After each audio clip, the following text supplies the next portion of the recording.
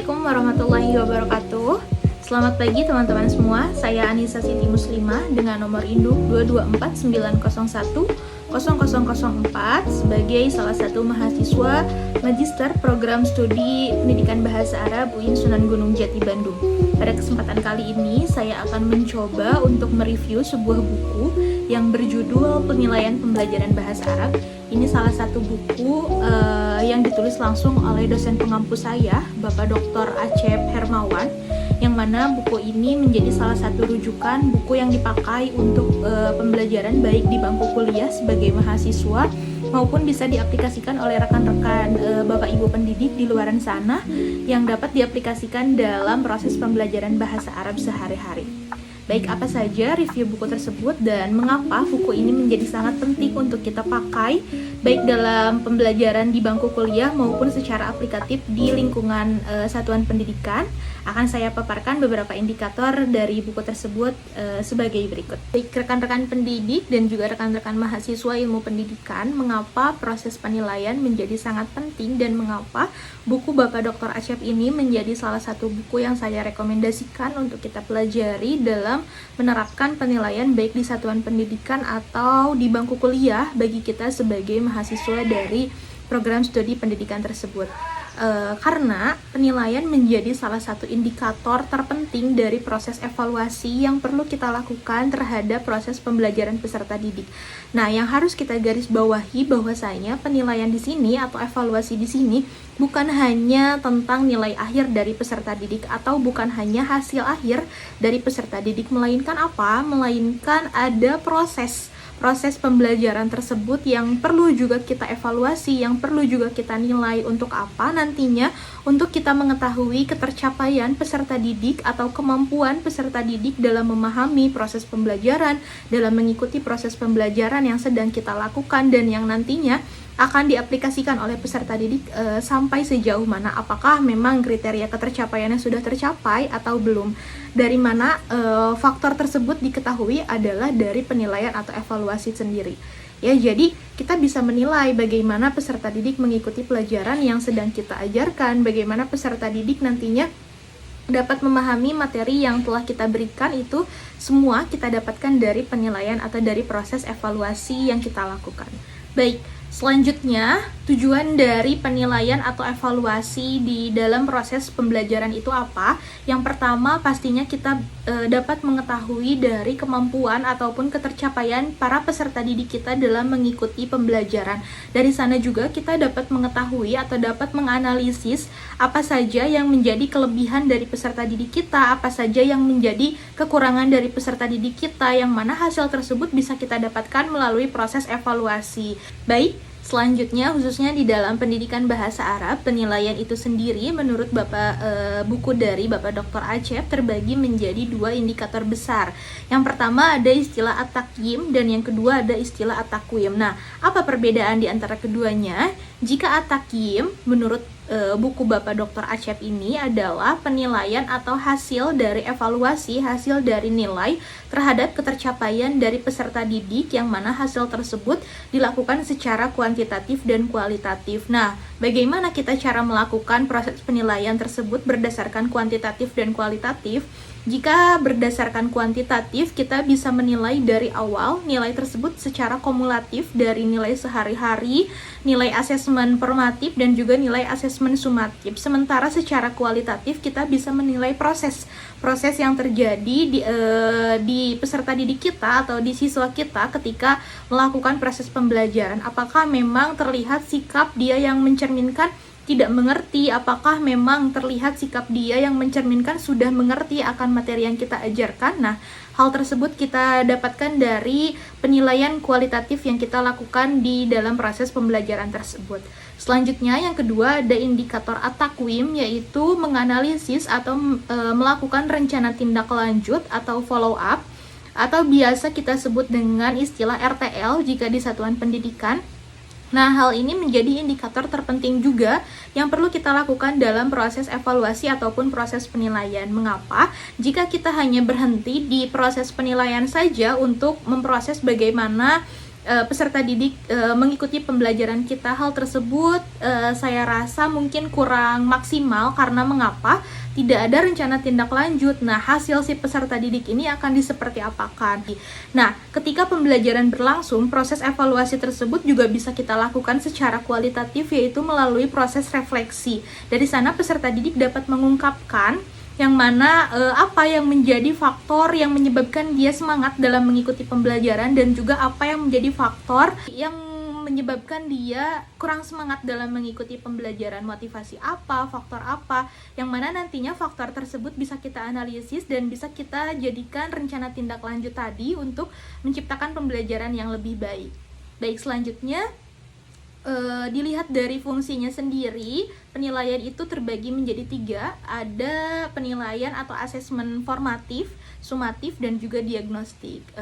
Untuk asesmen formatif sendiri adalah indikator asesmen atau indikator penilaian yang biasanya dilakukan oleh para pendidik di awal pembelajaran. Hal tersebut dilakukan untuk apa? Untuk mengetahui dasar dari kemampuan atau dasar dari skill peserta didik kita itu sampai mana, yang nantinya rasanya tidak bijak jika kita memberikan materi yang sama antara peserta didik A dan peserta didik B, padahal hasil formatifnya itu berbeda. Siswa A misalkan sudah jauh lebih tinggi daripada siswa B, yang mana dia akan lebih mudah untuk mengikuti pembelajaran, sementara siswa B, jika kita paksakan untuk mengikuti pembelajaran yang sama dengan siswa A, akan keteteran nantinya. Didik juga bisa melakukan asesmen diagnostik, yang mana di awal kita akan menganalisis gaya belajar peserta didik kita itu seperti apa. Misalkan si A memiliki gaya belajarnya itu visual, yang mana nanti ketika kita menggunakan metode Samiyah Syafawiyah itu tidak akan efektif karena memang dia tidak suka dengan metode audio atau tidak pas dengan dirinya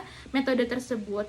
Nah, terdapat pula contoh kasus misalkan peserta didik kita gaya belajarnya itu kinestetik, tapi kita paksakan untuk mengikuti proses pembelajaran yang kita berikan itu secara mendengar atau secara melihat saja. Hal tersebut akan menciptakan kebosanan di dalam diri dia dalam mengikuti pembelajaran yang kita ajarkan. Nah, nantinya guru yang tidak memahami atau pendidik yang tidak memahami teori tersebut mengenai asesmen diagnostik terhadap gaya belajar siswa akan menganggap siswa tersebut malas, siswa tersebut tidak semangat di dalam mengikuti pembelajaran yang ia berikan. Padahal bukan tidak semangat, tapi memang proses pembelajaran atau proses pemberian materinya itu tidak sesuai dengan gaya belajar. Nah, dari sini kita bisa menjadi pendidik yang lebih bijak dalam memberikan pembelajaran dengan menggunakan metode yang sesuai dengan gaya belajar para peserta didik yang kita temukan melalui asesmen diagnostik. Baik para pendidik dan juga para rekan mahasiswa, selanjutnya ada asesmen atau penilaian sumatif yang biasanya kita lakukan di akhir pembelajaran. Asesmen sumatif ini tidak hanya kita lakukan di akhir semester saja, melainkan setelah biasanya para pendidik itu setelah selesai satu bab atau selesai satu topik melakukan asesmen sumatif untuk mencapai misalkan si peserta didik A sudah lulus untuk materi tersebut, atau misalkan si peserta didik B masih harus memerlukan pengayaan atau remedial terhadap si materi yang telah kita ajarkan. Nah, itulah 3 fungsi asesmen, yaitu formatif, diagnostik, dan sumatif yang bisa kita lakukan untuk melihat ketercapaian peserta didik kita dalam mengikuti proses pembelajaran. Baik, selanjutnya ada beberapa indikator yang dapat kita gunakan dalam proses penilaian atau evaluasi ketika proses pembelajaran itu berlangsung.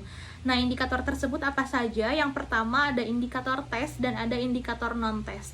Indikator tes biasanya kita gunakan dalam bentuk pertanyaan, tugas, ataupun seperangkat latihan yang sudah kita siapkan baik secara lisan, baik secara tulisan. Nah, nantinya baik dikerjakan oleh peserta didik itu secara individual ataupun kelompok. Sementara indikator non-tes biasanya kita gunakan itu prosesnya atau aplikasinya secara wawancara, observasi, ataupun seperangkat lainnya seperti penilaian sikap dan lain-lain yang dapat kita gunakan pula untuk menilai proses pembelajaran peserta didik kita. Apa saja sih yang harus kita ingatkan atau yang harus kita garis bawahi di dalam menyusun indikator tes maupun non-tes yang nantinya akan diberikan kepada peserta didik kita?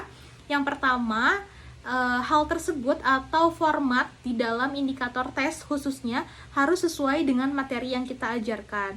Nah, menurut hemat saya juga, indikator tes tersebut tidak bisa kita samaratakan antara siswa dengan tipikal A dan juga siswa dengan tipikal B. Karena jika kita memberikan soal lisan yang sama kepada siswa A dan B yang gaya belajarnya berbeda, yang memang kemampuan belajarnya berbeda, hal tersebut tidak adil rasanya. Selanjutnya juga apalagi nih komponen yang harus kita siapkan dalam menyusun indikator tes tersebut, yaitu harus menggunakan bahasa yang jelas baik dalam perintah maupun dalam penjabaran soal. Karena nantinya 50% keberhasilan Ananda, keberhasilan peserta didik untuk mengerjakan soal adalah memahami soalnya itu sendiri.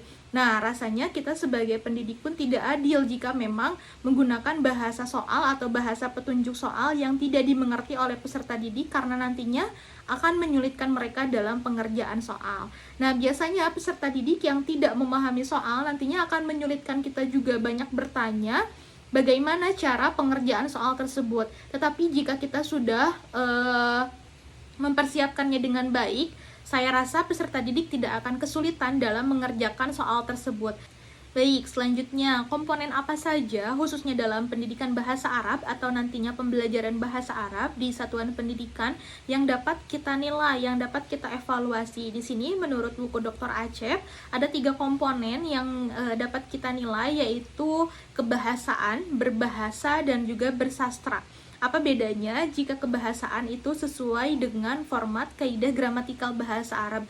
Nantinya kita bisa mengetes atau menilai bagaimana mereka menggunakan gramatikal itu dengan baik, bagaimana mereka mengucapkan fonologi bahasa Arab dengan baik, ataupun hal-hal lainnya yang berkaitan dengan bahasa Arab. Sementara komponen kaidah berbahasa adalah bagaimana mereka menggunakan bahasa Arab sebagai salah satu alat untuk berkomunikasi itu dengan baik. Jadi bahasanya itu bukan sebagai yang kita pelajari di kelas, melainkan bagaimana mereka mengaplikasikan bahasa tersebut sebagai alat untuk berkomunikasi. Sementara komponen yang ketiga adalah bersastra, yaitu bagaimana mereka menggunakan informasi yang mereka temukan, ataupun nantinya kaidah-kaidah keindahan yang digunakan dalam mempraktikkan bahasa Arab itu sendiri sebagai bahasa komunikasi.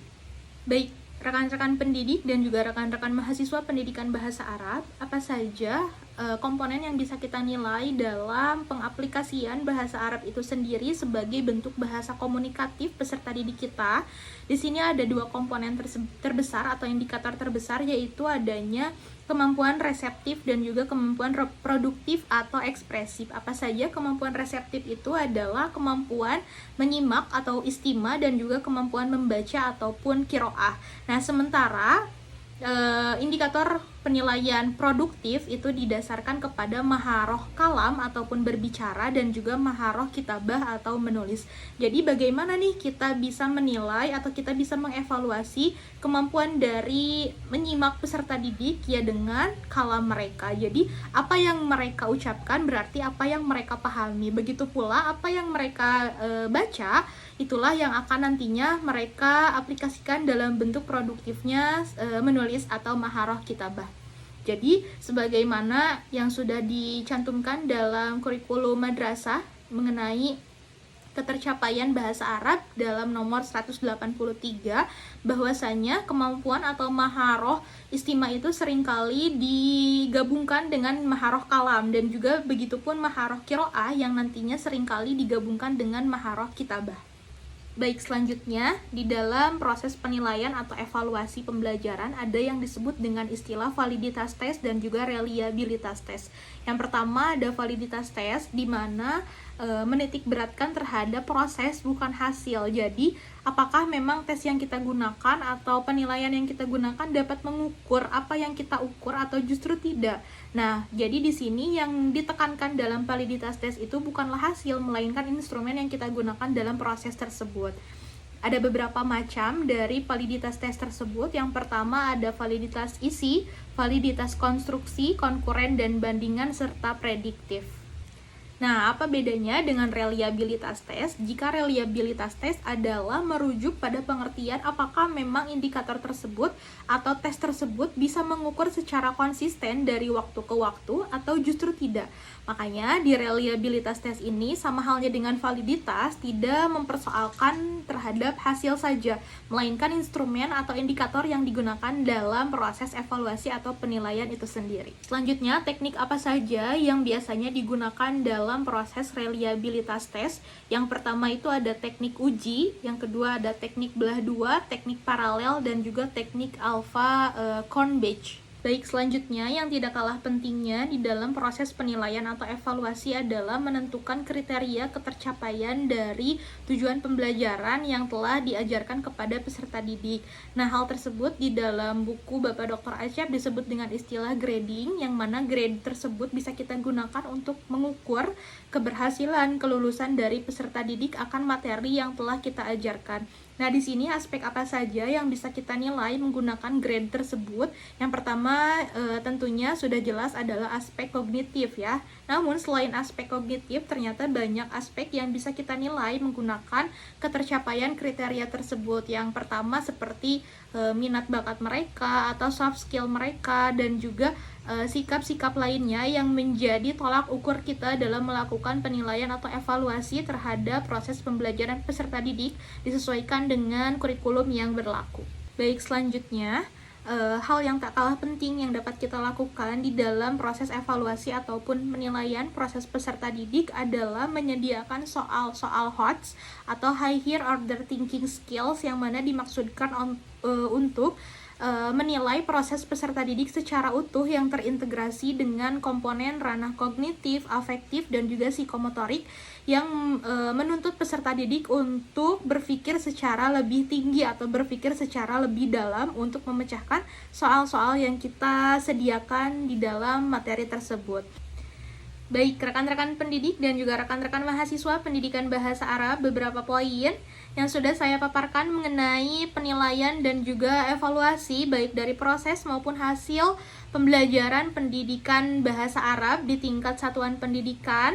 Ada kalanya dapat diterapkan di satuan pendidikan Bapak Ibu untuk mengukur ketercapaian dari proses pembelajaran peserta didik.